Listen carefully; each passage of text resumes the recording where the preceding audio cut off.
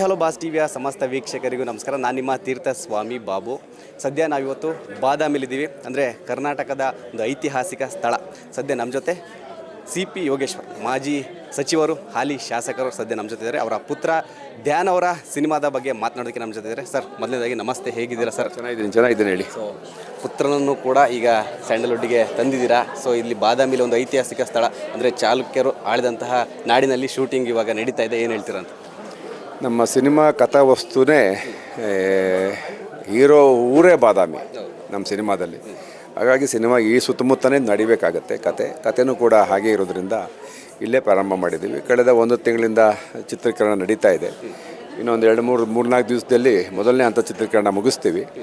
ಆಮೇಲೆ ಮೈಸೂರು ಭಾಗದಲ್ಲಿ 2ನೇ ಹಂತ ಚಿತ್ರೀಕರಣ ಪ್ರಾರಂಭ ಮಾಡ್ತೀವಿ.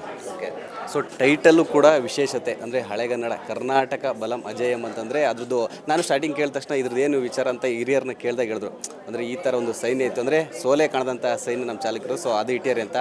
ಸೊ ನಿಮ್ಮ ಪುತ್ರನ ಸಿನಿಮಾವು ಕೂಡ ಸೋಲೆ ಕಾಣದಂತೆ, ಅಂದರೆ ಗೆಲುವಿನ ಒಂದು ಇದರಲ್ಲಿ ನೆಗೆ ಇದ್ರೆ ಹೋಗ್ತಾ ಇರಲಿ ಅಂತ. ಸೊ ಎಷ್ಟು ಪ್ರಿಪ್ರೇಷನ್ ಇತ್ತು ಈ ಸ್ಟೋರಿ ಕೇಳಿದಾಗ, ನೀವೇನೇನು ಡಿಸೈಡ್ ಮಾಡಿದ್ರಿ ಅಂತ? ಈಗ ಈ ಸ್ಟೋರಿಯೇ ನಂದು. ಕರ್ನಾಟಕ ಬಲಂ ಅಜೇಯಂ ಅನ್ನೋ ಸಬ್ಜೆಕ್ಟೇ ನಮ್ಮದಾದ್ರಿಂದ ನಾನು ಒಂಥರ ಕನಸುಗಾರ. ನಾನು ಕನಸು ಕಂಡವನು. ಅಂಥ ಒಂದು ಸಾಮ್ರಾಜ್ಯದಲ್ಲಿ, ಅವತ್ತಿನ ಅಂಥ ಚಾಲುಕ್ಯರ ಸಾಮ್ರಾಜ್ಯದ ನಾಡಲ್ಲಿ ಇವತ್ತು ಜನ ಗುಳೆ ಹೋಗ್ತಾರೆ. ಆವತ್ತಿನ ಕಾಲದಲ್ಲಿ ಆಶ್ರಯ ಹುಡುಕೊಂಡು ಎಲ್ಲ ಇಲ್ಲಿಗೆ ಬರ್ತಾಯಿದ್ರು. ಇವತ್ತು ಇಲ್ಲಿಂದ ಹೊರಗಡೆ ಹೋಗ್ತಾರೆ. ಈ ಶೋಚನೀಯ ಸ್ಥಿತಿ ಬರಬಾರ್ದು ಅಂತೇಳಿ ನಾನು ನನ್ನ ಚಿತ್ರದ ಮುಖಾಂತರ ಒಂದು ಸಂದೇಶ ಕೊಡೋ ಪ್ರಯತ್ನ ಮಾಡ್ತಾಯಿದ್ದೀನಿ. ಹಾಗಾಗಿ ಇದನ್ನು ಸಮೀಕರಣ ಮಾಡಿದ್ದೀವಿ. ಚಾಲುಕ್ಯರ ಕಾಲಘಟ್ಟಕ್ಕೂ ಇವತ್ತಿನ ಕಾಲಘಟ್ಟಕ್ಕೂ ರಾಜಕೀಯ ವ್ಯವಸ್ಥೆಗೂ ಆಗಬೇಕಂತ ಜನಸಾಮಾನ್ಯರ ಬವಣೆ ಇಟ್ಕೊಂಡು ಸಿನಿಮಾ ಮಾಡ್ತಾಯಿದ್ದೀವಿ. ನನಗೆ ಒಂದು ಆತ್ಮವಿಶ್ವಾಸ ಇದೆ, ಈ ಸಿನಿಮಾ ಎಲ್ಲ ರೀತಿಯನ್ನು ಪ್ರೇಕ್ಷಕರು ತಲುಪುತ್ತೆ, ಗೆಲ್ಲುತ್ತೆ ಅಂತೇಳಿ. ಸರ್, ಅಂದರೆ ಸಿನಿಮಾದಲ್ಲಿ 3 ಕವಲುಗಳು, 3 ಎಳೆಗಳಿರುತ್ತೆ ಅಂತ ಅಂದರೆ ಒಂದು ಹಿಂಟ್ ಕೊಟ್ಟರು ಇಲ್ಲೇ ಪ್ರೆಸ್ ಮೀಟಲ್ಲಿ ಮಾತಾಡ್ತಾ ಸಿನಿಮಾ ತಂಡದವರು. ಸೊ ಏನು ಹೇಳ್ತಾರೆ ಅದ್ರ ಬಗ್ಗೆ? ಅಂದರೆ ಒಂದು ಕಡೆ ಚಾಲುಕ್ಯರು, ಇಮ್ಮಡಿ ಪುಲಿಕೇಶಿ ಅವ್ರದ್ದು, ಒಂದು ಕಡೆ ಜೆನ್ಜಿ ಈಗಿನ ಯುವಕರ ಕಡೆ, ಮತ್ತೊಂದು ಇನ್ನೊಂದು ಎಳೆ. ಸೊ ಈ 3 ಎಳೆಯನ್ನು ಇಟ್ಕೊಂಡು ಮಾಡ್ತಾಯಿದ್ದಾರೆ. ಅದ್ರ ಕತೆ ಬಗ್ಗೆ ಏನು ಹೇಳ್ತಾರೆ? ನಾನು ಇವತ್ತಿನ ಯುವಕರ ಆಸೆ ಆಕಾಂಕ್ಷೆಗಳು ಹೇಗಿರಬೇಕು, ಅವು ಸಮಾಜಮುಖಿ ಇರಬೇಕು, ಯುವಕರಲ್ಲಿ ಕನ್ನಡತನ ಬೆಳಿಬೇಕು, ಆ ಸ್ವಾಭಿಮಾನದ ಕಿಚ್ಚನ್ನು ಎಪ್ಸಕ್ಕಂಥ ನಮ್ಮ ಸಿನಿಮಾ. ಹಾಗಾಗಿ ನಾವು ಅದಕ್ಕೊಂದು ಸ್ಟಾರ್ಟ್ ಮಾಡ್ತಾಯಿದ್ದೀವಿ. ಒಂದು ಇಗ್ನಿಷನ್ ಅಂದರೆ ಬೆಂಕಿ ಒತ್ತಾ ಇದ್ದೀವಿ. ನಮ್ಮಲ್ಲಿ ಕನ್ನಡತನ ನಮ್ಮ ಯುವಕರಲ್ಲಿ ಹೊಸ ಉರುಪು ಮೂಡಿಸ್ತಕ್ಕಂಥ ಚಿತ್ರ ಆಗುತ್ತೆ ಅನ್ನೋ ಒಂದು ಆತ್ಮವಿಶ್ವಾಸ ನನಗಿದೆ. ಧನ್ಯವಾದಗಳು.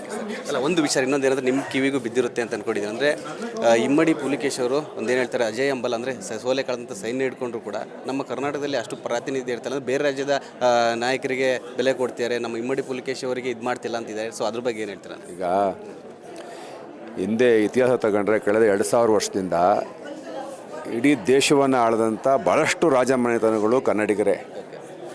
ಅದು ದುರಂತ. ಇವತ್ತು ಬೇರೆ ಇವತ್ತು ಭಾಷೆಗಳು ಆಯಾ ಕ್ಷೇತ್ರಗಳಲ್ಲಿ ಅಲ್ಲಿ ಏನು ಇಲ್ಲದೆ ಹೋದರೂ ಅವರು ಕಲ್ಪಿಸ್ಕೊಂಡು ಚಿತ್ರಗಳನ್ನು ಮಾಡ್ತಾರೆ.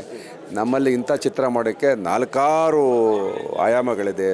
100 ಅಂದರೆ 4 ರಾಜಮನೆತಗಳಿವೆ. ಭಾಳ ವಿಷಯ ಇದೆ. ಐತಿಹಾಸಿಕ ಚಿತ್ರಗಳು ಮಾಡಲಿಕ್ಕೆ ವಿಪುಲವಾದಂಥ ಅವಕಾಶ ಇರೋದು ಇಡೀ ದೇಶದಲ್ಲಿ ಕರ್ನಾಟಕಕ್ಕೆ ಮಾತ್ರ. ಇಲ್ಲಿ ನೀವು ಕೃಷ್ಣದೇವರಾಯ ತಗೋಬೋದು, ಪುಲಿಕೇಶಿ ತಗೋಬೋದು, ಬಹಳ ಅಲ್ಲಿ ತಲಕಾಡಿನ ಗಂಗರು ತಗೋಬೋದು, ರಾಷ್ಟ್ರಕೂಟರು ತಗೋಬೋದು, ಈ ಹೊಯ್ಸಳರು ತಗೋಬೋದು. ಹೀಗೆ ಬಹಳ ವಿಚಾರ ಇದೆ. ಅದು ನಮ್ಮ ಜನಗಳಿಗೆ, ಇವತ್ತಿನ ಜನಗಳಿಗೆ ಇದೆಲ್ಲ ವಿಚಾರವನ್ನು ಮಾಧ್ಯಮದ ಮುಖಾಂತರ ತೋರಿಸ್ತಕ್ಕಂಥ ಪ್ರಯತ್ನ ಆಗ್ತಾಯಿಲ್ಲ. ನಾವು ಆ ಒಂದು ಪ್ರಯತ್ನದ ಒಂದು ಸಣ್ಣ ಪ್ರಯತ್ನ ಮಾಡ್ತಾಯಿದ್ವಿ. ಖಂಡಿತ ಇಷ್ಟೊತ್ತು ನಮ್ಮ ಬಾಸ್ ಜೊತೆ ಸಾಕಷ್ಟು ವಿಚಾರಗಳು ಹಂಚ್ಕೊಂಡ್ರೆ ಒಳ್ಳೆಯದಾಗಲಿ, ನಿಮ್ಮ ಪುತ್ರನಿಗೆ ಒಳ್ಳೆಯದಾಗಲಿ, ಕರ್ನಾಟಕ ಬಲಂ ಅಜೇಯಂ ಸಿನಿಮಾಗೆ ಒಳ್ಳೆಯದಾಗಲಿ, ಬಾಸ್ ಟಿವಿಗೆ ಒಳ್ಳೆಯದಾಗಲಿ, ಬಾಸ್ ಟಿವಿಗೆ ಒಳ್ಳೆಯದಾಗಲಿ. Thank you sir. ಸೊ ಇದಿಷ್ಟು CP ಯೋಗೇಶ್ವರ್ ಅವರು ಮತ್ತು ಕ್ಯಾಮ್ರಾ ಪರ್ಸನ್ ರವಿ ಜೊತೆ Theerthaswamy Babu, boss TV Bengaluru. Latest ಹಾಗೂ ಇಂಟ್ರೆಸ್ಟಿಂಗ್ ಸುದ್ದಿಗಳಿಗಾಗಿ ಬಾಸ್ ಟಿವಿ ಕನ್ನಡ ಚಾನೆಲ್ನ ಸಬ್ಸ್ಕ್ರೈಬ್ ಮಾಡಿ. ಹಾಗೆಯೇ ಬೆಲ್ ಐಕಾನ್ ಪ್ರೆಸ್ ಮಾಡಿ. ಇದರ ಜೊತೆಗೆ ಫೇಸ್ಬುಕ್, ಇನ್ಸ್ಟಾಗ್ರಾಮ್, ಎಕ್ಸ್ನಲ್ಲೂ ಮಿಸ್ ಮಾಡದೆ ಫಾಲೋ ಮಾಡಿ.